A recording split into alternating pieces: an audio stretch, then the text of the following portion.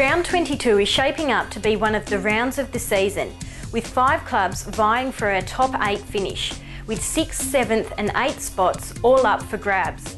3 games out from the end of the season, Western Bulldogs coach Rodney Eade has announced he will step aside from the top job at the end of the season. The Bulldogs currently sit 12th on the ladder and are favourites against Port Adelaide this Sunday. Carlton take on Hawthorn in Friday night's blockbuster. The Blues must win to remain in 4th spot, but Carlton coach Brett Ratton wouldn't confirm Michael Jamieson would be brought into the side to line up on the informed Buddy Franklin. I suppose it's a risk that we'll have to take. When are we going to take it? Do we want to take it? I think it'll be up to match committee tomorrow.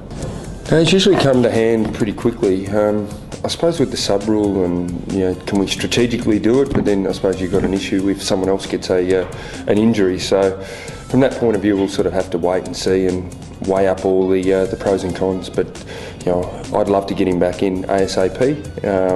It's a big game. We want to get him ready for finals. So do we take the risk and put him in now? We'll have to wait and see.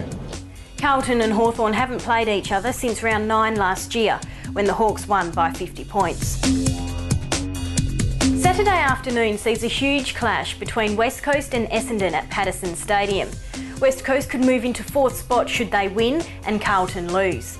Essendon's finals run is coming to a close as they have a bye in round 24. This week's win could just about guarantee them a spot in the finals.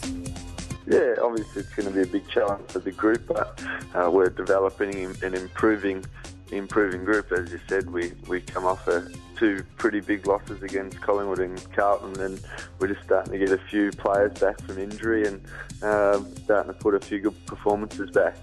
The Kangaroos and Dockers will take to the ground on Saturday night at Etihad Stadium, both teams pushing for a berth in the top 8. Fremantle's poor record at Etihad will have North Melbourne quietly confident. In the last 2 years, the Dockers have only won 2 of their past 11 games at Etihad.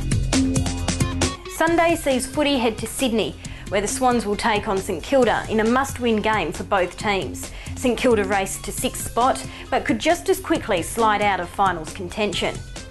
And that's a round 22 preview on sportsnewsfirst.com.au.